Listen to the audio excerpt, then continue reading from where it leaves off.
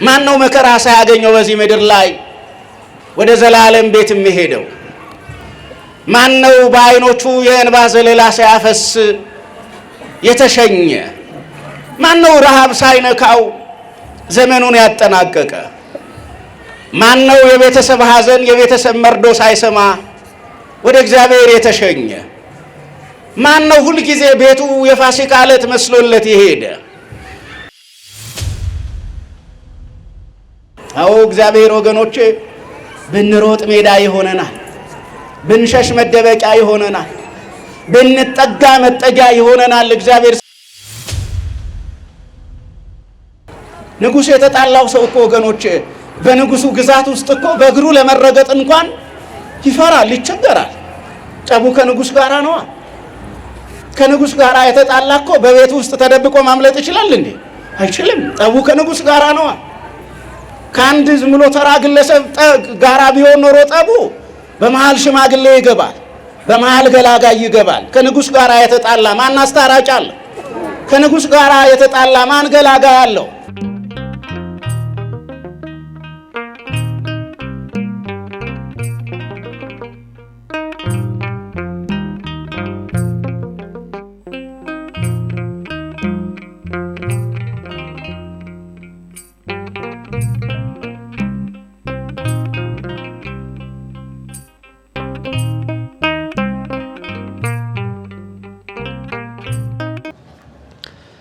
በስመ አብ ወወልድ ወመንፈስ ቅዱስ አሐዱ አምላክ አሜን።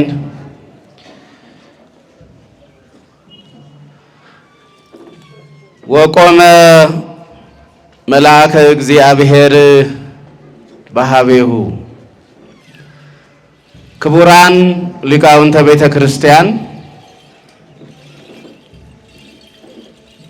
ካህናት አባቶቻችን፣ የወንጌል ሰባክያን መምህራነ ቤተ ክርስቲያን፣ ወንድሞች ዲያቆናት፣ ለዝማሬ የምስጋና አገልግሎት የተጠራችሁና የተገኛችሁ ዘማሪያን፣ በዚህ ማለዳ በልዑል እግዚአብሔር ማደሪያ በመቅደሱ በውስጥም በውጭም ሆናችሁ ልዩ ልዩ የምስጋና ስልቶችን በመከተል የሰማይና የምድር አምላክ የሆነውን ልዑል እግዚአብሔርን በማመስገን ላይ ያላችሁ አባቶች ምእመናን፣ እናቶች ምእመናት፣ ወንድሞች እህቶች፣ ሕፃናት ሁላችሁ ዓለማትን የያዘ ሰማይንና ምድርን ፈጥሮ የሚገዛ ሁሉን ያመጣ ሁሉን የሚጠብቅ በሁሉ ያለ ለዘላለም በምስጋና ጸንቶ የሚኖር እየተባለ በሚመሰገን በአንድነቱ ምንታዌ በሶስትነቱ ርባኤ ወይም አራትነት በሌለበት የዘላለም አምላክ ሥላሴ እየተባለ ሲሰለስ ሲቀደስ በሚኖር አንድ አምላክ በሆነ በአብ በወልድ በመንፈስ ቅዱስ ስምና ሰላም እንደምን አደራችሁ? እንደምን አደራችሁ? እንደምንስ አረፈዳችሁ? የምስጋና ባለቤት የሆነ በቸርነቱና በምሕረቱ የረዳን የበደላችንንና የኃጢአታችንን ማሰሪያ ሁሉ የፈታልን የጨለማውን የሌሊቱን ክፍለ ጊዜ አሳልፎ ዓይናችንን በብርሃን አካላችንን በጤና በሕይወት በዚህ ቀንና በዚህ ማለዳ እንዲመላለስ የረዳን እስካሁኗ ደቂቃና ጊዜ ድረስ በፊቱ ለቆምንባቸው ጉዳዮቻችን ሁሉ የሰማይን ደጅ ከፍቶ ጸሎትና ልመናችንን በሌሊቱ ክፍለ ጊዜ በነበረ በማህሌቱ ምስጋና ሌሊቱ እየነጋ ብርሃን እየመጣ በነበረ ጊዜ በተጸለየ በተደረሰ በጸሎተ ኪዳን ሁሉ ሰማያዊና መንፈሳዊ ምስጢርን ከሰማይ ወደኛ የላከልን የጠበቀን የረዳን አባታችን አምላካችን እግዚአብሔር በዚህ ማለዳ በዚህ ጊዜ በመቅደሱ እንድንሆን ስለረዳን ስላደረገልን እኛ ስላላየነው ስላላወቅነው እሱ ስለሚያውቀው በጎና መልካም ነገር ሁሉ ስሙ የተመሰገነ ይሁን። ገናና የሆነው ረዳት የሆነው አማላጅ የሆነው ፈጥኖ ደራሽ የሆነው የመላእክት አለቃ ቅዱስ ገብርኤል በምልጃ በረድኤት በጥበቃ ስላልተለየንና አብሮን ስላለም ለመልአኩ ለቅዱስ ገብርኤልም ክብር ይድረስ። የባህሪያችን መመኪያ የቃል ኪዳን አማላጃችን የጸጋ እናታችን ወላዲተ አምላክ ድንግል ማርያም በእናትነት ፍቅር በቃል ኪዳን ምልጃ ሁልጊዜ በልጇ ፊት ምሕረትን እየጠየቀች ስለምታሳስብልን ለሷም ክብር ይግባ። ለወርሃዊው የመልአኩ የቅዱስ ገብርኤል መታሰቢያ በዓል ሁላችሁን እንኳን አደረሳችሁ፣ እንኳን አደረሰን። እግዚአብሔርን ማመስገን እዚህ ላይ ይቻላል።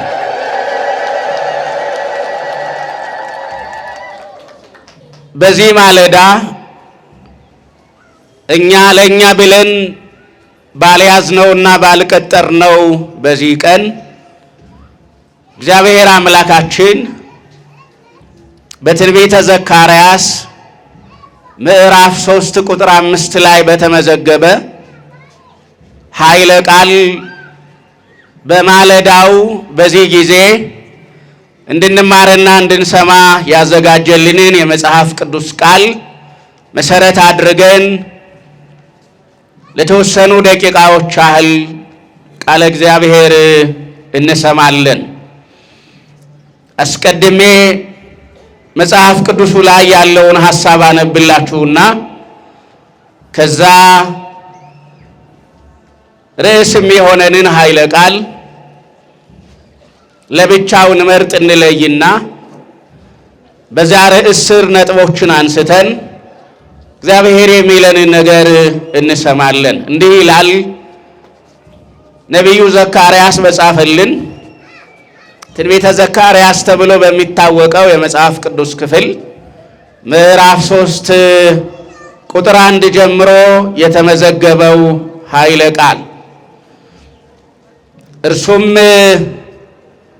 ታላቁን ካህን ኢያሱን በእግዚአብሔር መልአክ ፊት ቆሞ አሳየኝ፣ ሰይጣንም ይከሰው ዘንድ በስተቀኙ ቆሞ ነበር።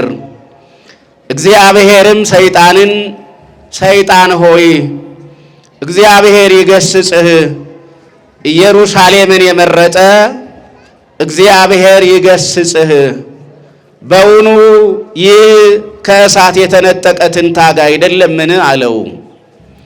ኢያሱም እድፋም ልብስ ለብሶ በመልአኩ ፊት ቆሞ ነበር። እርሱም መልሶ በፊቱ የቆሙትን እድፋሙን ልብስ ከእርሱ ላይ አውልቆ አላቸው። እርሱንም እነሆ አበሳህን ካንተ አርቄልሃለሁ፣ ጥሩ ልብስም አለብስሃለሁ አለው። ደግሞ ንጹሕ ጥምጣም በራሱ ላይ አድርጎ አለ። እነርሱም በራሱ ላይ ንጹሕ ጥምጣም አደረጉ፣ ልብስንም አለበሱት። የእግዚአብሔር መልአክ በአጠገቡ ቆሞ ነበር ይላል። ስለሰማነው ቅዱስ ስለሆነው ስለዚህ ቃል የእግዚአብሔር ስም የተመሰገነ ይሁን። በዚህ አሁን ባነበብሁላችሁና በሰማችሁት የመጽሐፍ ቅዱስ ክፍል ውስጥ ለትምህርታችን መነሻ ወይም ርዕስ አድርገን የምንወስደው የእግዚአብሔር መልአክ በአጠገቡ ቆሞ ነበር የሚለውን ይሆናል። ወይም ወቆመ መልአከ እግዚአብሔር በኀቤሁ፣ የእግዚአብሔር መልአክ በአጠገቡ ምን ብሎ ነበረ? ቆሞ ነበር። ይህንን ኃይለ ቃል ነው ርዕስ አድርገን ለተወሰኑ ደቂቃዎች እንማማርባቸዋለን ብለን በያዝናቸው ደቂቃዎች ውስጥ ጊዜ ወስደን እርጋታን፣ ጸጥታን መርጠን የእግዚአብሔርን ቃል የምንማረው የምንሰማው። እግዚአብሔር አምላካችን መልካም የሆነውን ነገር ሁሉ በዚህ ማለዳ ወደኛ ይላክልን። ልንሰማ የሚገባንን የሚያስፈልገንን ነገር ሁሉ ጠላታችን ዲያብሎስ በዙሪያችን አለና እሱ በቸርነት ይስጠን። የእግዚአብሔር መልአክ በአጠገቡ ምን ብሎ ነበረ? ቆሞ ነበር። እንግዲህ በዚህ ኃይለ ቃል እንድንማር ምክንያቱ ምን እንደሆነ እዚህ ለተገኛችሁ ለእናንተ ማብራራትና ማስረዳት ሊያስፈልግ ይችል ይሆናል። ምክንያቱም የመልአኩን የቅዱስ ገብርኤልን እርዳታ የምታውቁ፣ ጥበቃው ያልተለያችሁ፣ አማላጅነቱ ፈጥኖ የተደረገላችሁ፣ እግዚአብሔር በመልአኩ በቅዱስ ገብርኤል በኩል ያደረገላችሁን ነገር በእግዚአብሔር ማደሪያና መቅደስ ተገኝታችሁ ለማመስገን በጠዋት በማለዳ የመጣችሁ ስለሆነ ስለዚህ በዚህ ርዕስ ለምን እንደምንማማር ማስረዳት ላያስፈልግ ይችል ይሆናል። ነገር ግን እንዲሁ ለማስታወስ ያህል በዚህ ርዕስ እንድንማማር ወይም ይህንን ኃይለ ቃል ርዕስ አድርገን እንድንመርጥ ያስፈለገበት ዋና ጉዳይ የዛሬው ቀን ነገረ መላእክትን ለመማር የእግዚአብሔር መልእክተኞች ሆኑ የመላእክትን ነገር ለማወቅ የእግዚአብሔር አገልጋዮች ስለሆኑ ስለ መላእክት ለመረዳት ለመገንዘብ እድል እንዲሰጥ ቤተ ክርስቲያን ያዘጋጀችው ቀን ስለሆነ ስለዚህ የእግዚአብሔር መልአክ በአጠገቡ ቆሞ ነበር ብለን ርዕስ መምረጣችንና በዚህ መነሳታችን አግባብ ይሆናል እና አንደኛው ምክንያት ነገረ መላእክትን በጥቂቱ ለመረዳት እንድንችል ነው።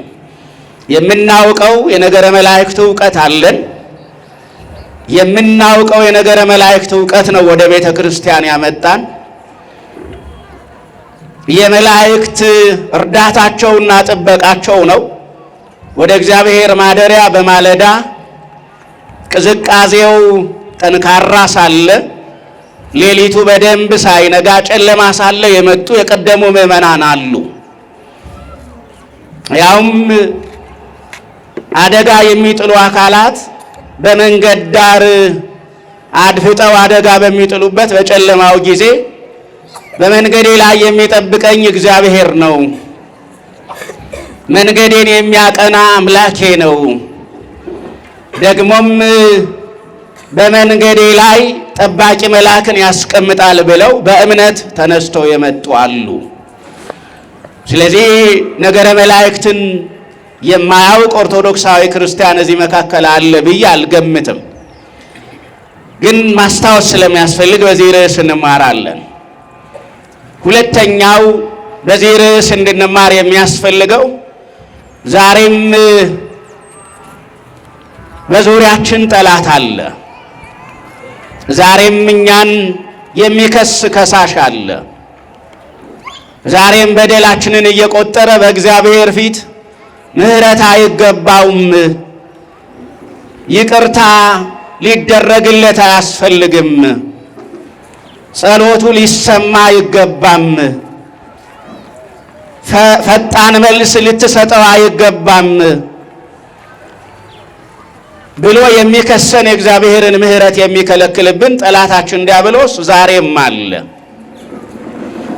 ስለዚህ ዛሬም የእግዚአብሔር መልአክ በአጠገባችን ነው ወይስ አይደለም የሚለውን ነገር ከሕይወታችን ጋር አያይዘን ለማየትና ለመማማር ስለሚረዳ በዚህ ርዕስ ተነስቻለሁ።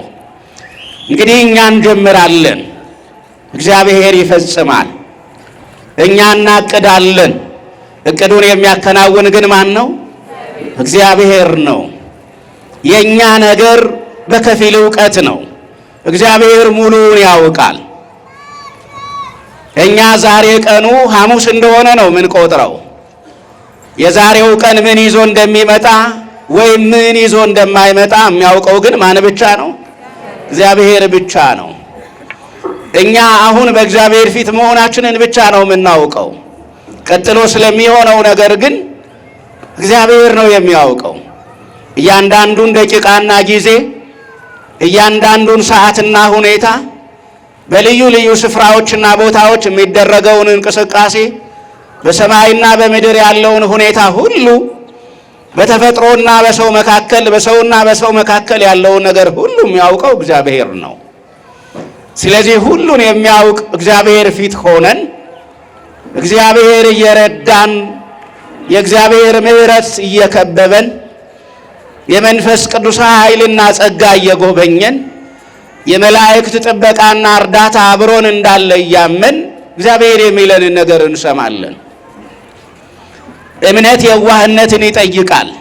ምንን ይጠይቃል? የዋህነትን ይጠይቃል። የዋህነት ደግሞ የልብ ቅንነት ነው። እግዚአብሔር ማደሪያ አድርጎ የሚወደውና የሚመርጠው የዋህና ቀና ልባችንን ነው። ልባችን በጥላቻ የተሞላ ከሆነ ጸሎታችን አይሰማም። ደረት እየደቃን ወደ እግዚአብሔር ብንጮህ ደረታችን ይቆስላል እንጂ መልስ አናገኝም። ሌሊት በጨለማ ብንመጣ ጨለማው በሌሊት ብቻ ሳይሆን በቀንም ይሆንብናል። ስለዚህ እምነት የዋህነትን ይጠይቃል። እኛ ክርስቲያኖች በእምነት ሞኝነት የምንመላለስ ነን። አምነን እንደማንጎዳ እናውቃለን። ያመንነው እግዚአብሔር እንደማይጥለን እናውቃለን። የተደገፍነው እግዚአብሔር ብርቱ መሆኑን እናምናለን። ልንወድቅ ስንል የሚያነሳን እግዚአብሔር፣ ቀና የሚያደርገን አምላክ በሁሉም ስፍራዎችና ቦታዎች እንዳለ እናምናለን። እግዚአብሔርን ተደግፈን እንወጣለን። እግዚአብሔርን ተደግፈን እንውላለን። እግዚአብሔርን ተደግፈን ወደ ቤታችን እንመለሳለን። በእግዚአብሔር ጥበቃ ስር ሆነን ወደ አልጋችን እንወጣለን፣ ወደ መደባችን እንወጣለን። እንደገና ሌሊቱ ሲነጋ እግዚአብሔር የሕይወት እስትንፋሳችንን ሞት እንዳይነጥቀን ከልክሎ እንደገና እንነቃለን። በምድር ላይ ያለው የሕይወት ምልልሳችንና ጉዟችን እንዲህ ባለ የተያዘ ነው። ስለዚህ እግዚአብሔር ጥበቃ በእያንዳንዱ ደቂቃና ጊዜ አብሮን አለ። አሁንም በመካከላችን እግዚአብሔር አማኑኤል ነው። እግዚአብሔር ከማን ጋር ነው? መልሱልኝ፣ ከማን ጋር ነው? አሁን እግዚአብሔር ከማን ጋር ነው? እኛስ ከማን ጋር ነን? እኛ ከማን ጋር ነን? ከእግዚአብሔር ጋር ነን። እግዚአብሔር ስለወደደን፣ እግዚአብሔር ስለፈቀደልን ከእሱ ጋር መሆን ችለናል። ስለዚህ በመካከላችን ያለ አምላካችን እግዚአብሔር ምስጢርን እየሰጠ ጥበብን እየገለጠ ነገርን እያቀና የሃይማኖት ርቱዕነት እንዳይጎድለን የምግባር የትሩፋት ሕጸጽ እንዳያጋጥመን አድርጎ እንዲያስተምረን የእሱ መልካም ፈቃድ ይሁን። የእግዚአብሔር መልአክ በየት ቆሞ ነበረ? በአጠገቡ ምን ብሎ ነበረ? ቆሞ ነበረ። የእግዚአብሔር መልአክ በአጠገቤ ቆሟል ማለት እንችላለን? አንችልም? በአጠገባችን የማን መልአክ ቆሟል? የእግዚአብሔር መልአክ ቆሟል። እኛ ለመሆኑ እነማንን ብለን ልንጠይቅ እንችላለን። ነገሩን እናየዋለን። ይሄ የነቢዩ የዘካርያስ የትንቢት መጽሐፍ ቅድመ ልደተ ክርስቶስ 500 አካባቢ ላይ የተጻፈ መጽሐፍ ነው እና ይሄ የተነሳንበት ርዕስ የሚገኝበት ምዕራፍ 3 ደግሞ በእግዚአብሔር ቤተ መቅደስ ያገለግል ስለነበረ ስለ አንድ ኢያሱ ስለሚባል ካህን ነው የሚናገረው። ስለዚህ በዚህ ክፍል ውስጥ ቃሉ የእግዚአብሔር መልአክ በአጠገቡ ቆሞ ነበር የሚል ነው። የዚህ ቃል ባለቤት ደግሞ ምንም እንኳን በነቢዩ በዘካርያስ የተገለጠ በነቢዩ በዘካርያስ እጅ የተጻፈ ቢሆንም የቃሉ ባለቤት ግን የሰማይና የምድር አምላክ እግዚአብሔር ነው። ይህ ቃል የማን ቃል ነው? የእግዚአብሔር ቃል ነው። የእግዚአብሔር ቃል ልብን ያጽናናል። የእግዚአብሔር ቃል የተሰበረውን ይጠግናል። የእግዚአብሔር ቃል ደካማውን ብርቱ ያደርጋል። የእግዚአብሔር ቃል ሐዘንና መከራን በመጽናናት ይለውጣል። ስለዚህ የቃሉ ባለቤት እግዚአብሔር ነው። ይህ ቃል የተነገረለት ሰው ግን እንዳልኋችሁ ካህኑ ኢያሱ ነው። ስለዚህ በዚህ ኃይለ ቃል የምንመለከተው ሶስት ነገሮችን ይሆናል ወይም ሶስት ነጥቦችን ይሆናል። የመጀመሪያው እዚህ ስፍራ ላይ የእግዚአብሔር መልአክ በአጠገቡ ቆሞ ነበር የተባለለት የጉዳዩ ባለቤት ማን ነው?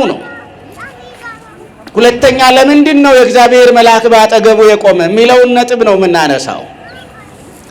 በሶስተኛ ደረጃ ደግሞ የእግዚአብሔር መልአክ በአጠገቡ በመቆሙ ምክንያትስ ምን ሆነ፣ ምን ተገኘ፣ ምን ተለወጠ የሚለውን ከኛ ዛሬ በእግዚአብሔር ፊት ከቆምን ካለን ከክርስቲያኖች ሕይወት ጋራ በዚህ ማለዳ ይህን ቃል ከምንሰማ ወገኖች ጋር አያይዘን እንመለከትና ትምህርታችንን እንጠቀልላለን ማለት ነው። ጅማሬያችንን ፍጻሜ ያድርግልን እግዚአብሔር። እኔ የወደድኩትን ሳይሆን እግዚአብሔር የወደደውን በእኔ እንዲናገር የአምላካችን ቅዱስ ፈቃድ ይሁን። እናንተም ልሰሙት የወደዳችሁትን ሳይሆን እግዚአብሔር እንድትሰሙ የመረጠላችሁን ነገር እንድትሰሙ እግዚአብሔር በቸርነት ይጎብኛችሁ፣ ልባችሁን ሰፊ ያድርግላችሁ። የእግዚአብሔር መልአክ ባጠገቡ ቆሞ ነበር። የእግዚአብሔር መልአክ ባጠገቡ የቆመለት ቀደም ብዬ ሳነብ እንደሰማችሁትና ስጠቁም እንደነበረው የእግዚአብሔር አገልጋይ ካህን የነበረ ኢያሱ ነው።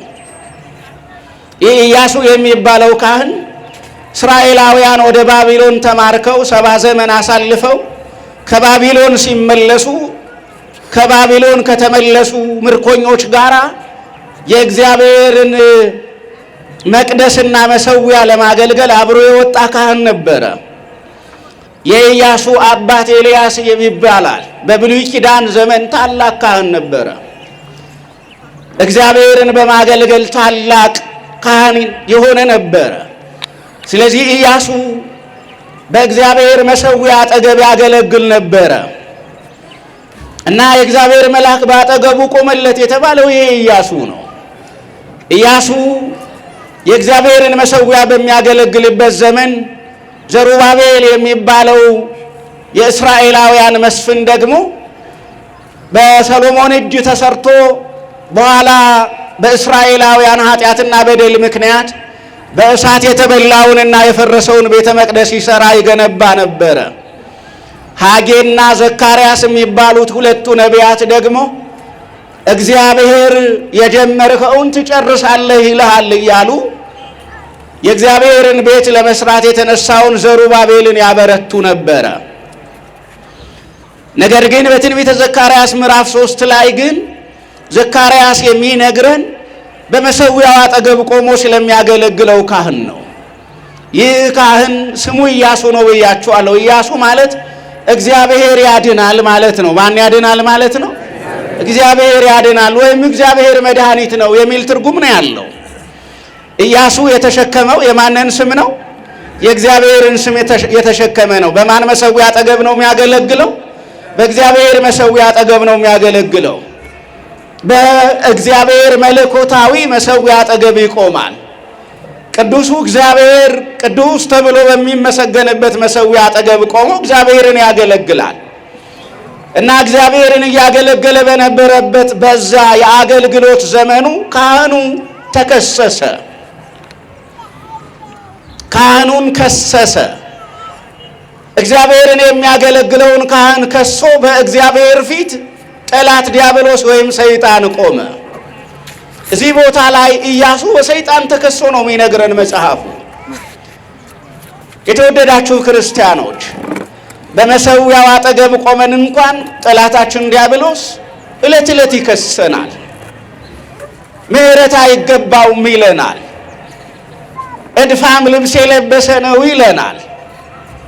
አንተን ለማገልገል ብቁ አይደለም፣ ስምህን ለመጥራት ተገቢ ሰው አይደለም፣ በመቅደስህ ለመሆንና ለመገኘት በመሰዊያ አጠገብ ቆሞ አንተን ለማገልገል የሚገባ ሰው አይደለም እያለ ጠላታችን ዲያብሎስ ዕለት ዕለት በእግዚአብሔር ፊት የክስ ደብዳቤ ያቀርባል።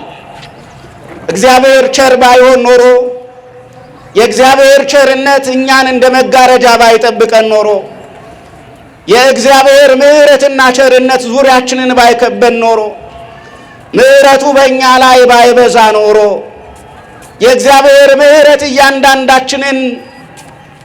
እያንዳንዳችንን ባይጎበኘን ኖሮ ዛሬ በሕይወት መኖራችን እንኳን ያጠራጥር ነበረ።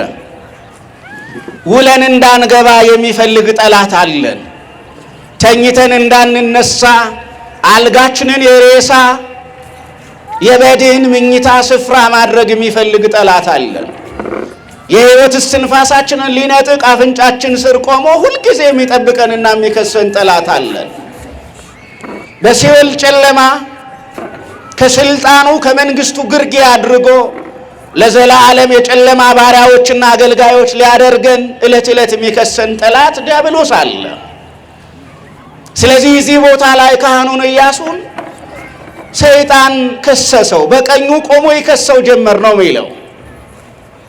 በቀኙ ቆሞ ይከሰው ጀመረ። ቀኝ ኃይል ነው። ካህኑ ኃይል እንዳያገኝ፣ ጸሎቱ እንዳይሰማ፣ ምስጋናው እግዚአብሔርን ደስ እንዳያሰኝ፣ የሰማይ ደጅ እንዲዘጋበት፣ እግዚአብሔር መስዋዕቱን ከእጁ እንዳይቀበል ሰይጣን ይከሰው ጀመረ እና እንዲህ በሚከሰው ጊዜ ነው እግዚአብሔር ሰይጣንን አንተ ሰይጣን ከሳሽ ኢየሩሳሌምን ያጸና እግዚአብሔር ይገስጽህ አለው ብሎ ዘካርያስም ይነግረን። ዘካርያስ ይሄን ሰማ።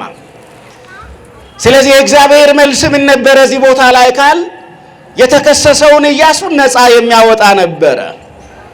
አዎ ከሳሻችን ይከሳል፣ እግዚአብሔር ደግሞ እኛን ነፃ ያወጣል። ጠላታችን በእግዚአብሔር ፊት የክስ ደብዳቤ ይዞ ይቆማል። የዕዳ ደብዳቤ ይዞ ይቀርባል። የክስና የዕዳ ደብዳቤያችንን እየቀደደ እኛን በነፃ የሚያሰናብት በመንግስቱ ልጆች አድርጎ የሚቀበለን በደሙ የገዛንና የዋጀን ግን ማን ነው ከተባለ የመስቀል ላይ ንጉሳችን ክርስቶስ ነው እንጂ ጠላታችን ዲያብሎስ ዕለት ዕለት ይከሰናል። በስሙ ስለተጠራን ይከሰናል። በስሙ ስላስተማርን ይከሰናል። የእግዚአብሔርን ስም መጥራታችን ለዲያብሎስ በእግዚአብሔር ፊት ጥቂቷን ነገር ይዞ እንዲቆም ያንደረድረዋል። ስለዚህ እዚህ ቦታ ላይ እግዚአብሔር ይገስጽ ብሎ እግዚአብሔር መለሰ። ኢያሱን ነፃ የሚያወጣ ነበረ። ሰይጣን ያው እንደምናውቀው ነው። የሰይጣንን ማንነት ማብራራት አያስፈልግም።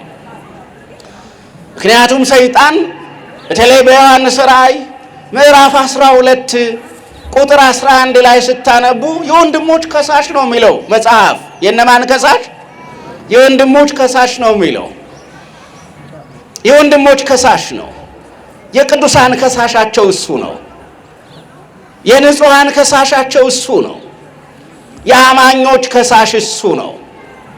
ጉድጓድ እየቆፈረ ቅዱሳንን ወደ ገደል እንዲወረወሩ ሲያደርግ የነበረው ከአላውያን ነገስታት ጀርባ የነበረው ከካህዲያን መኳንንት ጀርባ የነበረው ከመናፍቃን ጳጳሳት ካህናት ጀርባ ሆኖ አማኞችን ወደ ጉድጓድ ሲያስጥል የኖረው ከጀርባ ተሰውሮ የሚሰራው የወንድሞች ከሳሽ ሰይጣን ነው እና ዮሐንስ የወንድሞች ከሳሽ ብሎ ነው የሚጠራው። ግን ዮሐንስ ምን ይላል? የወንድሞች ከሳሽ ተጥሏልና ነው የሚለው። ምን ብሏልና? ተጥሏልና። አሁን አያችሁ፣ ጠላታችን ዲያብሎስ የፈለገው ያህል የክስ ዶሴ ይዞ ቢቀርብ እንኳን የተጣለ ነው። ማን አይሰማው? እግዚአብሔር አይሰማው። እግዚአብሔር አይሰማው። እግዚአብሔር ይገስጽ ብሎ ነው የሚመልሰው። ወዳጆችን የምትከስ አንተ፣ አገልጋዮችን የምትከስ አንተ ከወዳጆችና ከአገልጋዮች አጠገብ እንዳትደርስ ብሎ ነው እግዚአብሔር የሚያባርረው። ስለዚህ እዚህ ስፍራ ላይ ኢያሱ በዚህ በወንድሞች ከሳሽ በሰው ልጆች ሁሉ ጠላት አባታችንን አዳምን እናታችንን ሔዋንን ባታለለው ባታላዩ አካል በሸንጋዩ መንፈሳዊ ውጊያ በመንፈሳውያን አገልጋዮች ላይ በሚቀሰቅሰው በዲያብሎስ ተከሶ በቀረበ በቆመ ጊዜ ወዲያው እግዚአብሔር ሰይጣንን ገሰጸ። ይህ የምታየው አገልጋይ ኢያሱ፣ ይህ ካህን ከእሳት እንደተነጠቀ ትንታግ ነው አለው። ከእሳት የተነጠቀ ትንታግ ምን እንደሆነ ታውቃላችሁ አይደለ? በተወሰነ ደረጃ ሙሉ በሙሉ አመድ አልሆነም እንጂ እሳት በልቶታል። ኢያሱ መከራ የተቀበለ ካህን ነው። እግዚአብሔርን በማገልገል ውስጥ መከራ አለ። ምዕመናን መንፈሳዊ በመሆኑ ውስጥ መከራ አለ። ይሄ የምንኖርበት ዓለም ለመንፈሳውያን አገልጋዮች ምቹ አይደለም። የምንኖርበት ዓለም እውነት ለሚናገሩ አማኞች የሚስማማ አይደለም። የምንኖርበት ይሄ ምድራችን በብዙ አስመሳዮችና በብዙ ከሃዲዎች የተሞላ ስለሆነ በእነዚህ ከሃዲዎችና አስመሳዮች መካከል ስትመላለሱ ትቆስላላችሁ። የሚያስደነግጥ ነገር ታያላችሁ፣ ትሰማላችሁ። እና ይሄ ምድር በተለይ ለአማኞች አያችሁ ከእሳት እንደተነጠቁትን ታግናቸው አማኞች። ማን ነው መከራ ሳያገኘው በዚህ ምድር ላይ ወደ ዘላለም ቤት የሚሄደው?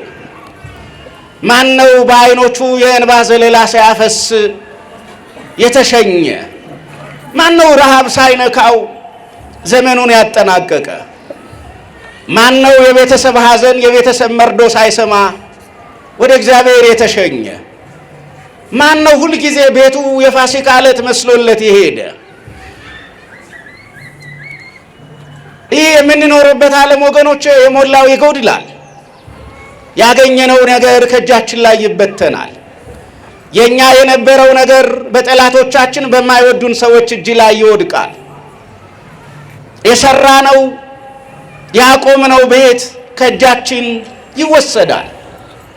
የገዛነው የኛ ያልነው መኪና ድንገት ባዶ ይሆናል። ይህ የምንኖርበት ዓለም እንዳልኋችሁ ነው፣ በአስደንጋጭና በአሳዛኝ ነገሮች የተሞላ ነው። እግዚአብሔር ያዘጋጀልንን መንግስት በማሰብ እኮ ነው ተስፋ የምናደርገው። ተስፋ ያልቆረጥነው ተስፋ የማያስቆርጠው እግዚአብሔር ከኛ ጋር ስለሆነ እኮ ነው። በተከሰስንባቸውና በቆምንባቸው ፍርድ ቤቶች ሁሉ ያልተረታ ነው ማን አጠገባችን ስላለ ነው? እግዚአብሔር አጠገባችን ስላለ እኮ ነው። የኛ የሆነውን ነገር የተመኙ ሁሉ የኛ የሆነውን ነገር ያልወሰዱብን ማን ስለሚጠብቅልን ነው? እግዚአብሔር ስለሚጠብቅልን እኮ ነው። ልጆቻችን ወጥተው የሚገቡት አብሯቸው ማን ስላለ ነው? እግዚአብሔር አብሮ ስላለ እኮ ነው። ጤነኛ የሆነ ሰው አይሞትም የሚል የመጽሐፍ ቅዱስ ምዕራፍ የለም። የታመመ ይሞታል የሚልም ቃል የለም። የታመመ ሁሉ ላይሞት ይችላል። ጤነኛ የሆነ ሁሉ ደግሞ ጤነኛ ሆኖ ላይቀጥል ይችላል። ግን በእያንዳንዱ ነገር አጠገብ ግን የማን ጥበቃ አለ? የእግዚአብሔር ጥበቃ አለ። ጠላታችን ዲያብሎስ እንዳልኋችሁ ነው። የምንኖርባትን መሬት የመከራ የገሃነም ምልክት ሊያደርጋት ይፈልጋል። በክፎች እያደረ ጦርነት ይቀሰቅሳል። ሰላምን በማይወዱና ሰላምን በማይፈልጉ ልብ ውስጥ እየተደበቀ አንዳችንን ከሌላችን ጋር ያጣላል። የቤተሰብ ግጭትና የቤተሰብ ሁከት ያስነሳል። እናት ልጇን መራራ በሆነ ጥላቻ እንድትጠላው፣ ልጅ እናቱን መራራ በሆነ ጥላቻና ንቀት እንዲያያት ያደርጋል ጠላታችን ዲያብሎስ። ልባችንን መራራ በሆነ ነገር ይሞላዋል። ጎምዛዛ እንሆናለን። የፍቅር ቃል ከአንደበታችን እንዲጠፋ፣ የምስጋና ቃል ከአንደበታችን እንዲወገድ ያደርጋል። ስለዚህ እዚህ ቦታ ላይ ካህኑን ኢያሱን ከሶ በእግዚአብሔር ፊት በቆመ ጊዜ እግዚአብሔር የለም ይሄን የሚያገለግለው በመሰዊያ አጠገብ የሚቆመው ኢያሱ እድፋም ልብስ የለበሰው ደስ የማያሰኝ ልብስ የለበሰው ያረጀ ልብስ ለብሶ የቆመው ያረጀ ጥምጣም የጠመጠመው ይሄ ካህን ከእሳት የተነጠቀ ትንታግ ነው አለው። እግዚአብሔር አምላካችን ዛሬም ሁላችንንም በቸርነቱ እየነጠቀ ያውጣል። አዎ እሳት ውስጥ ያሉ ወንድምና እህቶች አሉ። የእግዚአብሔር ፍርድ በሰይጣን ክስ ምክንያት እንዳይበላቸው እግዚአብሔር በቸርነት ከዛ ያውጣቸው። አዎ የእግዚአብሔር ፍርድ እንደ እሳት ይባላል። በጊዜ ንስሐ ላልገቡ፣ በጊዜ ወደ እግዚአብሔር ላልተመለሱ፣ ስጋውንና ደሙን ላልበሉ ላልጠጡ፣ ከጌታ ጋር የምህረት ቃል ኪዳን ያላደረጉ፣ በምክረ ካህን በፈቃደ ካህን የማይኖሩ፣ ምጽዋታቸውን፣ ጸሎታቸውን፣ አስራታቸውን ለእግዚአብሔር የማያቀርቡ የእግዚአብሔር ፍርድ የሚጠብቃቸው ሰዎች ይኖራሉ። ግን እግዚአብሔር ቸር አምላክ ነው። የምንደነቀው በሌላ በማንም አይደለም። ከሳሽማ ከሳሽ ነው፣ አያስደንቅም። አያስደንቅም። ጠላትማ ሁልጊዜም ያው ጠላት ነው፣ አያስደንቅም። የምንደነቀው ጠላታችን የክስ ደብዳቤ ይዞ ሲሄድ የዕዳ ደብዳቤያችንን በሚቀድልን በእግዚአብሔር ነው። የምንገረመው ሞታችንን ዲያብሎስ በዚህ ቀን ይሁን ሲል የሞታችንን ቀንና ቀጠሮ የሚያሳልፍልን እግዚአብሔርን ስናስብ ነው ምንደነቀው። ስለዚህ እዚህ ስፍራ ላይ እግዚአብሔር የለም አንተ ይዘው የመጣኸውን የክስ ደብዳቤ አልቀበልህም አለ። መቼም ጠላታችን ዲያብሎስ ወገኖቼ ደፋር ነው። ታላቁንና የዋሁን አባት አብርሃምን እንዴት እንደከሰሰ እናውቃለን አይደለም? አብርሃምን እንዴት እንደከሰሰ እኮ እናውቃለን። አብርሃም ፍጹም ደግ ሆነ፣ በምድር ላይ ፍጹም ደግ ሆነ። በመስቀለኛ መንገድ ላይ ቤቱን ድንኳኑን ተከለ። ባጠገቡ በቤቱ አጠገብ የሚያልፈውን በአብርሃም ድንኳን አጠገብ የሚሄደውን ሁሉ ኑ ብሉልኝ፣ ኑ ጠጡልኝ እያለ ጋበዘ። አምላኩን እግዚአብሔርን በፍጹም ትሕትናና እምነት ሆኖ በጽድቅ እየተመላለሰ አገለገለ። እንዲያውም ወኮና ቃላት በሰማያት ይላል። የሰማይ መላእክት የአብርሃምን የምድር ላይ እምነትና ቅድስና ጽድቅና ሕይወት ተመለከቱና አብርሃም አርከ እግዚአብሔር፣ አብርሃም ፍቁረ እግዚአብሔር፣ ለእግዚአብሔር በምድር ላይ አንድ ወዳጅ አለው እያሉ አመሰገኑ። ለእግዚአብሔር በምድር ላይ ስሙን የሚጠራ ወዳጅ አለው እያሉ ማንን አመሰገኑ? እግዚአብሔርን አመሰገኑ። ለካ እኛ ደግ ስንሆን በእኛ ምክንያት መላእክት ማንን ያመሰግናሉ? እግዚአብሔርን ያመሰግናሉ። እኛ መልካም ስንሆን ለካ በሰማይ ምስጋና ይበዛል። እኛ መልካም የሆነውን ነገር ስናደርግ ለካ ሰማይና ምድር በምስጋና ይገናኛሉ። በምድር የተናገርነው ሰማይ ይሰማል። በምድር ላይ ቆመን ያወጅነው አዋጅ የት ይሰማል? ሰማይ ድረስ ይሰማል። ስለዚህ መላእክት የእግዚአብሔር ወዳጅ አብርሃም እያሉ ሲያመሰግኑ ጠላት ዲያብሎስ አብርሃም የእግዚአብሔር ወዳጅ መባሉን ሰማ። ከዛ አብርሃምን ከሰሰው እና አብርሃምን ሲከሰው አብርሃም አማኝ ነው፣ ወዳጅህ ነው፣ ጻድቅ ነው ይባላል እንጂ አንዲት ጥቂት ፈተና ብትፈትነው እኮ ወዲያውኑ ይክድሃል አለ። ጠላታችን ዲያብሎስ ሁል ጊዜ እኛን ሲከሰን እንደዛ ነው። ወዳጄ ነው ያልከው ሰው፣ አገልጋዬ ነው ያልከው ሰው፣ ጸሎተኛ ነው ያልከው ሰው፣ ምጽዋተኛ ነው ያልከው ሰው፣ በጾምና በጸሎት በፊት በኪዳን ጊዜ በቁርባን ጊዜ የማይታጠው ይሄ ወዳጄ ነው ያልከው፣ ምሕረት ያደረክለት፣ በረከት የጨመርክለት፣ ቤቱን ያሳመርክለት፣ ኑሮውን ያቀናህለት፣ ጤናውን የጠበክለት ይህ ሰው የአገልጋይ እኮ ጥቂት ብትፈትነው ወዲያው ይክድሃል ብሎ ይከሳል። አብርሃምን ወዲያው ይክድሃል። የሚክድህ ደግሞ ካፈጀ በኋላ የወለደው ልጅ አለው። ልጁን ይወዳል። የሚወደውን ልጁን መስዋዕት አድርገህ አቅርብልኝ ብለህ ይችን ጥያቄ ብትጠይቀው ወዲያው አብርሃም ፊቱን ካንተ ያዞራል ብሎ ከሰሰ። የሚያስደንቀው ግን አብርሃም እግዚአብሔር ካረጀ በኋላ የወለድከውን የምትወደውን ልጅህን እኔ በማሳይ ተራራ መስዋዕት አድርገህ አቅርብልኝ ይዘህልኝ ና ባለው ጊዜ አብርሃም እምቢ አለ። ሽማግሌው አብርሃም በይስሐቅ ስምህ ይጠራልሃል ተብሎ የተባለውን ልጁን ይስሐቅን ይዞ 3 ቀን ተጓዘ። ማንን ለማግኘት? እግዚአብሔርን ለማግኘት 3 ቀን ተጓዘ፣ እግዚአብሔርን ለማግኘት። እግዚአብሔርን የሚያገኘው ደግሞ ልጁን ይስሐቅን ምን በማለት ነው? በመሰዋት ነበረ። ዝም ብላችሁ እስኪ ወላጅ ሆናችሁ አስቡት። የጠየቃችሁ እግዚአብሔር ልጃችሁን ቢሆን ዛሬ እሺ እንላለን እንዴ? እሺ አንልም፣ እንሟገታለን። አይሆንም አምላኬ የሰጠኸኝን እንዴት ትወስድብኛለህ? እቅፌ ላይ ያኖርከውን ይሄንን ሕፃን ይሄንን ልጅ እንዴት አድርገህ ትነጥቀኛለህ ብለን እንሟገታለን። ዛሬ አይደለም ልጅ ይቅርና እኮ ወገኖች ጥቂት ነገር ስትጠፋን እኮ ምሬት ውስጥ እንገባለን። ለመውደቅ እንንገዳገዳለን። ፈተናው ይበረታብናል። ጠላታችን ዲያብሎስ ወደ ከሰሰብን ጉዳይ እንቀርባለን። ወደ ቆፈረልን ጉድጓድ እንጠጋለን እኮ። አብርሃም ግን እንደዛ አልተጠጋም። ልጁን ይስሐቅን ከኋላው ያስከተለ 3 ቀን ተጓዘ። 3 ቀን ተጉዞ ሞሪያም ተራራ ደረሰ። እግዚአብሔር የሚያሳየው ተራራ ደረሰ። ከዛ በኋላ ተራራው ግርጌ ላይ አብረውት እሱን ይከተሉ የነበሩ አገልጋዮችም በሉ እናንተ እዚህ ቆዩኝ፣ አነ ወወልዴ ነዐርግ ውስተ ደብር፣ እኔና ልጄ ግን ወደ ተራራው እንወጣለን። ወንሰው መስዋዕተ ለእግዚአብሔር መስዋዕት እንሰዋለን ወንትመየጥ መስዋዕት ሰውተን ግን እንመለሳለናል። ከዛም ይስሐቅና አብርሃም ተያይዘው ተራራው ጫፍ ላይ ደረሱ።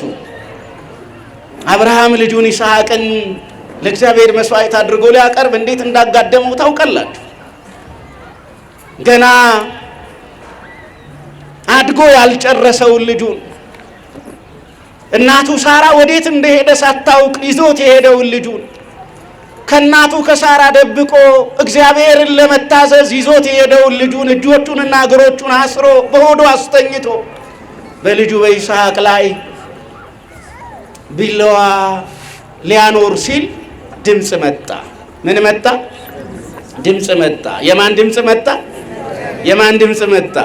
ክብር ምስጋና ለገናናው አምላክ የሆነ ወገኖች የእግዚአብሔር ድምፅ መጣ።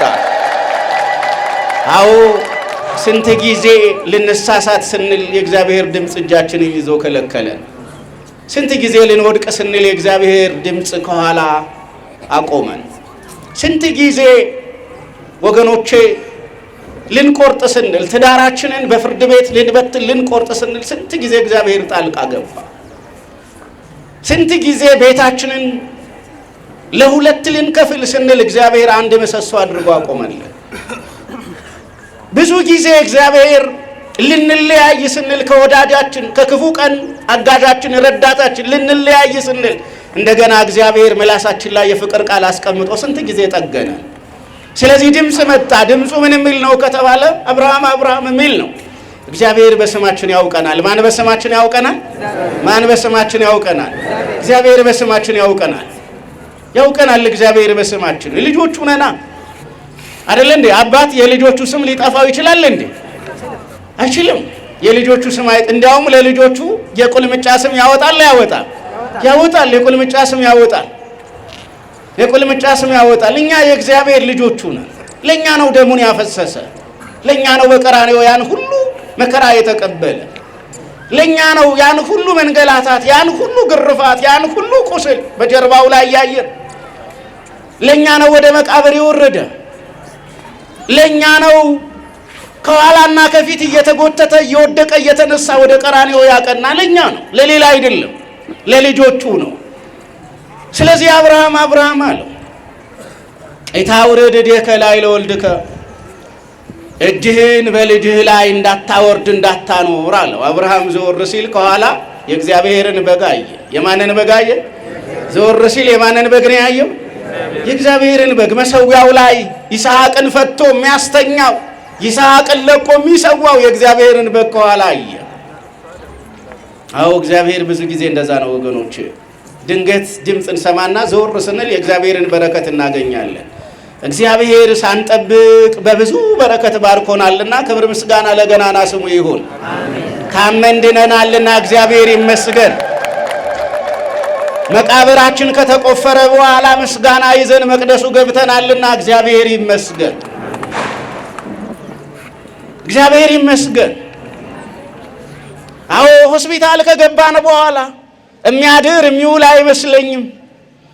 እስኪ ለዘመዶቹ ይደወል፣ እስኪ ለወገኖቹ ይነገር። ታሟል፣ ትንፋሽ አጥሮታል፣ ምግብ አልወስድ ካለ ቆይቷል ከተባልን በኋላ ማን መድኃኒት ሆኖናል? እግዚአብሔር በሥጋ በነፍስ ፈውሶናል። ስለዚህ እዚህ ቦታ ላይ ኢያሱን ሰይጣን በከሰሰው ጊዜ ወዳጁን በከሰሰ ጊዜ ተው አትክሰሰው አለ እግዚአብሔር። እግዚአብሔር ይከላከልልናል። ማን ይከላከልልናል? ማን ይከላከልልናል? እግዚአብሔር ይከላከልልናል። ጋሻ ይሆነናል።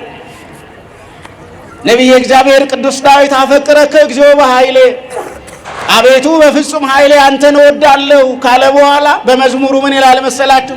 አንተ ኃይሌ ወጽዮኔ፣ አንተ ጉልበትና ኃይሌ ነህ፣ አንተ ብሸሽ መጠጊያዬ ነህ፣ አንተ ብደበቅ ዋሻ የምትሆነኝ መከለያዬ ነህ ይላል። አዎ እግዚአብሔር ወገኖቼ ብንሮጥ ሜዳ ይሆነናል፣ ብንሸሽ መደበቂያ ይሆነናል፣ ብንጠጋ መጠጊያ ይሆነናል እግዚአብሔር። ስለዚህ እዚህ ቦታ ላይ ተዋለው። ከዛ ወዲያው እግዚአብሔር ለመልአኩ እንዲህ አለው፣ በል ሂድና ይሄንን ያረጀውን ልብስ ከላዩ ላይ አንሳለት አለው። ያረጀውን ልብስ ለውጥለት አለው። ያረጀውን ጥምጣሙን ቀይርለት አለው። ወዲያው የእግዚአብሔር መልአክ ከእግዚአብሔር የታዘዘው ቅዱሱ መልአክ ያረጀ ልብስ ለብሶ ወደ ነበረው ያደፈ ልብስ ለብሶ ተከሶ ቆሞ ወደ ነበረው ወደ ኢያሱ መጣ። ይሄ እግዚአብሔር መልአክ ወደ ኢያሱ መጣና ወዲያው ያረጀውን ልብስ በአዲስ ለወጠለት። ያረጀውንና ያደፈውን ጥምጣም ከራሱ ላይ ያነሳና አዲስ አክሊል ራሱ ላይ ያስቀመጠለት። ክብር ምስጋና ለገናናው አምላክ ይሁን ወገኖች። ይህንን ካለ በኋላ ነው ነቢዩ ዘካርያስ የእግዚአብሔርን መልአክ ባጠገቡ ቆሞ ነበር አለ። የማን መልአክ ባጠገቡ ቆሞ ነበረ? የእግዚአብሔር መልአክ ባጠገቡ ቆሞ ነበረ። ያው ታውቃላችሁ የፍርድ ቤት ስርዓትና አንድ ተከሳሽ ሲከሰስ በተከሳሹ አጠገብ ጠበቃ ይቆማል አይቆምም? ይቆማል ጠበቃ። አዎ መልአኩ ቅዱስ ገብርኤል የኛ ጠበቃ ነው። ክብር ምስጋና ለእግዚአብሔር ይሁንና ጠበቃችን ሆኖ ይቆማል። መላእክት ስንከሰስ ጠበቃችን ሆነው ይቆሙልናል። ስንከሰስ መላእክት ጠበቃ ሆነው ምን ይሉልናል? ይቆሙልናል። ጠላታችን ዲያብሎስ የክስ መዝገብ ሲከፍትብን፣ ጠላታችን ዲያብሎስ እግዚአብሔርን ዳኛ አድርጎ በደለኛ ሊያደርገን ሲል እኛን የሚጠብቅ መልአክ፣ በእኛ አጠገብ ያለ መልአክ፣ እኛን የሚያውቀን መልአክ፣ የእኛ ወዳጅ የሆነ ወዳጃችን ብለን የምንጠራው፣ አማላጃችን ብለን የምንጠራው፣ ረዳታችን ብለን የምንጠራው መልአኩ ቅዱስ ገብርኤል በአጠገባችን ይቆምና ጠበቃ ይሆንልናል። አዎ ጠላታችን ዲያብሎስ ጉድጓድ ቆፍሮ እሳት ሲያነድ እሳቱን ሊያጠፋ መልአኩ ቅዱስ ገብርኤል ወደ ማን ይመጣል? ወደኛ ይመጣል። ትንቢተ ዳንኤል ምዕራፍ 3 ይሄን አይደለም ያስረዳን ታሪኩ? ይሄን እኮ ነው ያስረዳን።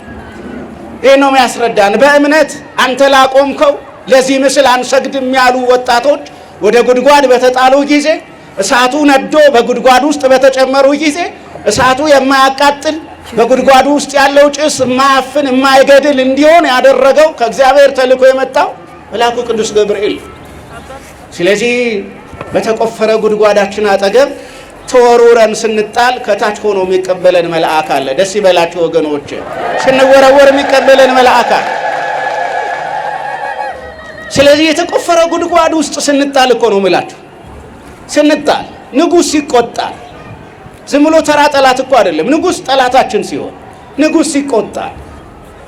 ንጉሥ የተጣላው ሰው እኮ ወገኖች በንጉሱ ግዛት ውስጥ እኮ በእግሩ ለመረገጥ እንኳን ይፈራል፣ ይቸገራል። ጠቡ ከንጉሥ ጋራ ነዋ። ከንጉሥ ጋራ የተጣላ እኮ በቤት ውስጥ ተደብቆ ማምለጥ ይችላል እንዴ? አይችልም። ጠቡ ከንጉሥ ጋራ ነዋ።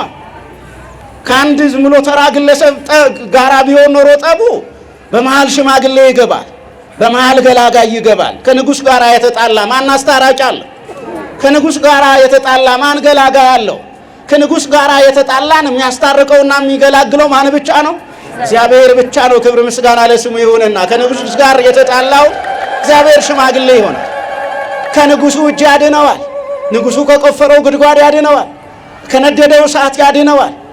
ከሚገድለው ከሚያቃጥለው ነገር እግዚአብሔር መልአኩን ልኮ ይጠብቀዋል። ስለዚህ እዚህ ቦታ ላይ በኢያሱ አጠገብ የእግዚአብሔር መልአክ ቆሞ ነበር ይላል። ጠበቃችን ነው። መላእክት ጠበቆቻችን ናቸው። መላእክት ምኖቻችን ናቸው? ጠበቆቻችን። በመንፈሳዊው ዓለም ስንከሰስ በመንፈሳዊው ዓለም የሥጋ ጠበቃ ልናቆም አንችልም። በመንፈሳዊው ዓለም ውስጥ ስንከሰስ ክሳችንን ሰምተው የሚከላከሉልንና ጠበቃ የሚሆኑን እነማን ናቸው? ቅዱሳን መላእክት ናቸው። ታስታውሱታላችሁ አይደለ? በሉቃስ ወንጌል ምዕራፍ 1 ቁጥር 11 ጀምሮ ማስታውሳለን እኮ ልክ እንደ ኢያሱ በአዲስ ኪዳን መግቢያ ላይ ደግሞ ዘካርያስ የሚባል ካህን ነበረ። ሉቃስ ታሪኩን የነገረን ካህኑ ዘካርያስ እግዚአብሔርን ሊያገለግል ወደ መሰዊያ ወደ አገልግሎት ስፍራው ገባ እና ወደ አገልግሎት ስፍራው እሱ በገባ ጊዜ እሱ ወደ ውስጥ ሲገባ በውጭ ሆነው የሚጸልዩ ሰዎች ነበሩ ይላል፣ ልክ እንደኛ። ከዛ በኋላ ዘካርያስ ወደ መሰዊያው ወደ መቅደሱ ወደ ውስጥ ገብቶ ዘገየ። ከውጭ ያሉት ሰዎች ለምን እንደዘገየ አላወቁም እና ተጨነቁ። በውስጥ የነበረው ዘካርያስ ግን የዘገየው ለምንድን ነው ከተባለ በመሰዊያው ቀኝ የእግዚአብሔር መልአክ የሆነውን ቅዱስ ገብርኤልን ምን ብሎ ነው? አግኝቶ ነው፣ አይቶ ነው። እና በመሰዊያው ቀኝ የቆመው የእግዚአብሔር መልአክ ለዘካርያስ ያለው ነገር ግን ምንድን ነው ከተባለ ጸሎትህ ምን ብሎልሃል ነው ያለው? ተሰምቶልሃል ነው ያለው። ጸሎትህ ምን ብሎልሃል? ተሰምቶልሃል። በዚህ ማለዳ አጭርም ረጅምም ጸሎት ጸልየናል። አምላኬ ሆይ ብለን አንድ ጊዜ ብቻ ስሙን ጠርተን የቀረንም ሰዎች ልንኖር እንችላለን። ጌታዬ ሆይ ብለን ወደ ላይ ቀና ብለን ምን ማለት እንዳለብን ሳናውቅ እንኳን እንደገና አንገታችንን ወደ መሬት ያቀረቀርን ሰዎች እንኖራለን። ስለዚህ ጸሎታችሁ ተሰምቶላችኋል ብሎ የሚለን መልአኩ ማን ነው? መልአኩ ቅዱስ ገብርኤል ነው። ጸሎታችሁ ምን ብሎላችኋል? ተሰምቶላችኋል ይለናል። ዛሬ ጸሎታችን ተሰምቷል። ደስ ይበላችሁ ወገኖች። ጸሎታችን ምን ብሏል? ጸሎታችን ምን ብሏል? እዚህ ያላችሁ ጸሎታችሁ ምን ብሏል? ተሰምቷል። ጸሎታችን ማነው የሰማን? ጸሎታችንን ማነው የሰማን? ጸሎታችንን እግዚአብሔር ጸሎታችንን ሰምቶናል። አሁን ሄደን አያችሁ የሆነ ቦታ ላይ ብንጮህ የሚሰማን የለም። መንገድ ላይ ብንጮህ አብዳችኋል ነው ምንባለው።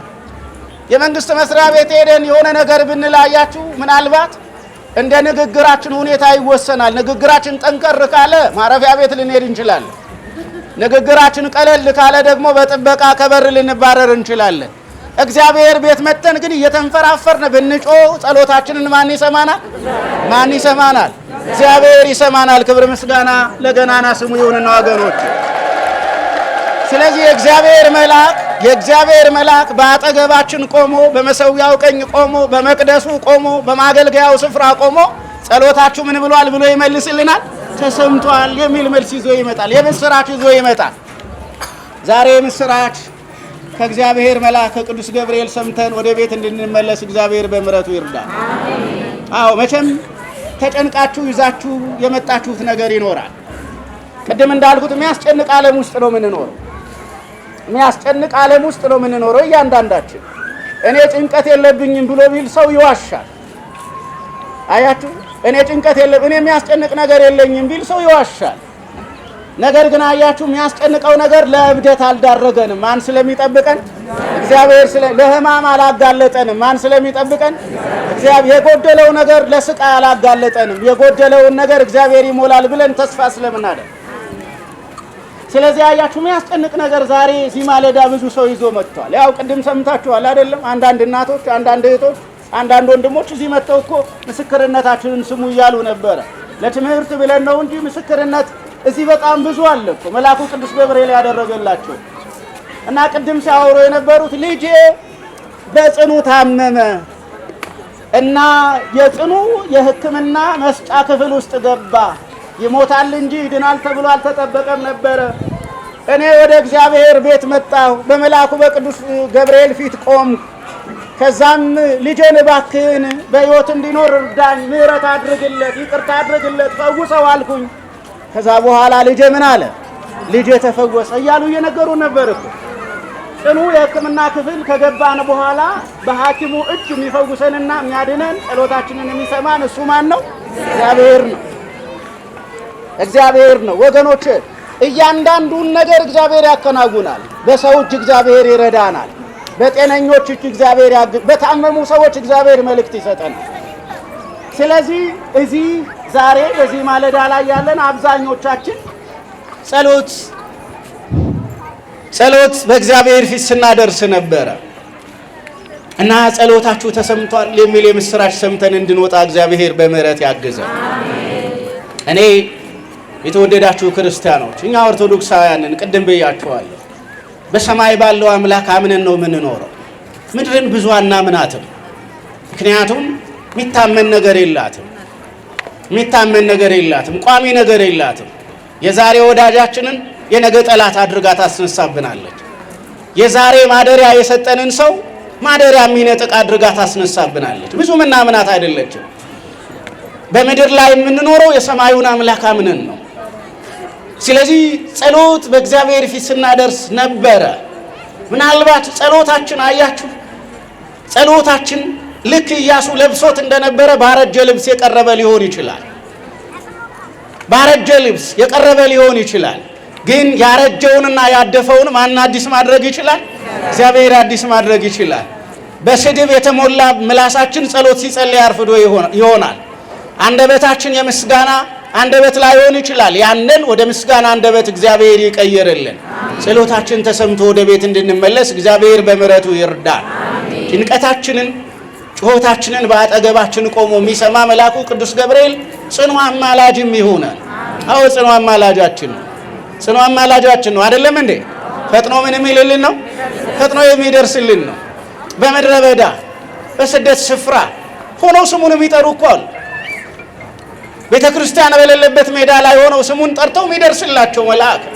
ስለዚህ መልአኩ ቅዱስ ገብርኤል ዛሬ ዘካርያስን ጸሎት ተሰምቷል የምስራች ብሎ እንዳለው እኛንም ጸሎታችሁ ተሰምቷል ብሎን እንድንመለስ እግዚአብሔር በምሕረቱ ይርዳል። ያ የምስራች ነጋሪ መልአክ ነው አይደለ? መልአኩ ቅዱስ ገብርኤል አይደለ? የምስራች ነጋሪ እኮ ነው። 5500 ዘመን ተዘግቶ የነበረውን የደስታ ድምፅ የምስራች ቃል እንደገና ያስጀመረ የከፈተ ዜናዊ ፍሱህ ደስተኛ ዜና ደስተኛ ነገር ይዞ የሚመጣ መልካም የምስራች የሚናገር መልአክ ነው። ስለዚህ ዛሬ በጸሎታችን በኩል መልካም የሆነውን የምስራች ቃል ሰምተን እንድንወጣ እግዚአብሔር በምሕረቱ ይርዳል። በእድሜ በጤና በልዩ ልዩ ምክንያት በእግዚአብሔር ፊት የጮኻችሁ ሰዎች ካላችሁ እግዚአብሔር አምላክ እንደ ጮኸታችሁ መልስ ይስጣችሁ። የልብን የሚያውቅ ማን ነው? የልብን የሚያውቅ ማን ነው? እግዚአብሔር የልብን የሚያውቅ አምላክ ነው አይደለ? ሰው ያው እንደምታውቁት ነው፣ ፊታችንን ነው የሚያየው እና ውስጣችን በልዩ ልዩ በሽታ ተይዞ እያቃሰት ሰው ውጫችንን አይቶ ገሌ ተስማምቶታል ሊል ይችላል አይደለ? ምን አድረውን እኛ ነን የምናውቀው፣ ስቃያችንን እኛ ነን የምናውቀው። ሰው ግን አይ ገሌ እኮ ተስማምቶታል ተመችቶታል እያለ ሊል ይችላል። እግዚአብሔር ግን የልባችንን ያውቃል። እግዚአብሔር ግን የውስጣችንን ያውቃል። እግዚአብሔር ሌሊቱ እንዴት እንደነጋ ያውቃል። እግዚአብሔር ቀኑን እንዴት እንዳሳለፍነው ያውቃል። እግዚአብሔር በቤታችን ውስጥ ያለውን ጉድለት ያውቃል። ስለዚህ ሁሉን የሚያውቅ አምላካችን እግዚአብሔር ጉድለታችንን ሁሉ እሱ ይሙላል። የእግዚአብሔር መልአክ በየት ቆሞ ነበረ ነው ርዕሳችን? በአጠገቡ ቆሞ ነበረ። ስለዚህ ስንራመድ የእግዚአብሔር መልአክ በአጠገባችን ይቆመልን። አዎ የእግዚአብሔር መልአክ በአጠገባችን ቆሞ ያጽናል። የእግዚአብሔር መልአክ የምስራች የሆነውን ነገር ይንገረን። ይህ ማለዳ ያው እንደምታውቁት ነው። በተለይ አሁን ያለንበት ወቅት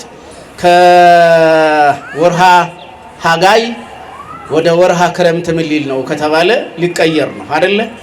አሁን እኛ ባለንበት በዚህ ጊዜ በገጠር ያሉ ወላጆቻችን እግዚአብሔርን አምነው ዘር ምን እያሉ ነው?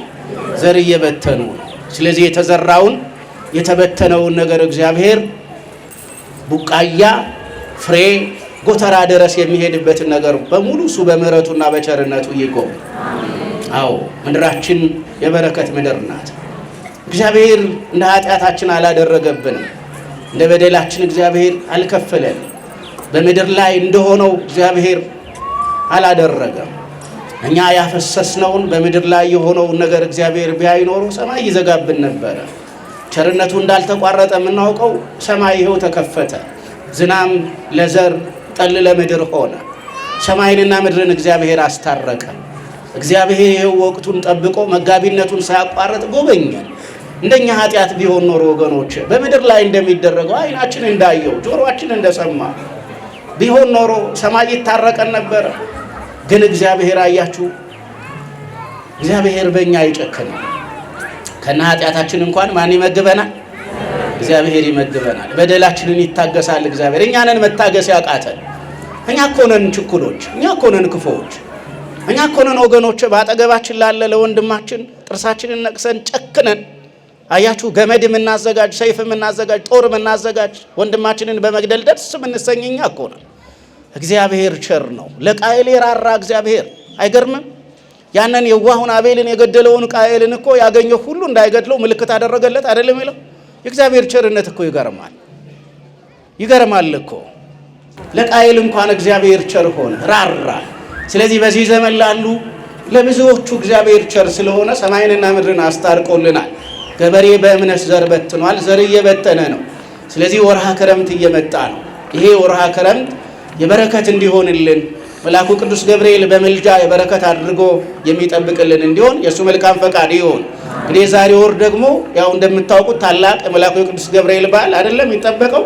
ስለዚህ የዛሬ ወር በጤና በዕድሜ ተደግፋችሁ እንድትደርሱ የዛሬ ወር ልክ እንደ ዛሬ እንደ ማለዳ ታቦተ ሕጉን አውጥታችሁ ልል እያላችሁ በምስጋና እግዚአብሔርን ለማመስገን እንድትችሉ መልካም የዛሬ ወር የምትደርሱበት ምኞት እመኛለሁ። እግዚአብሔር አምላካችን ስላስተማረን ክብር ምስጋና ለሱ ይገባዋልና ለሱ ይድረስ። ይቆየን።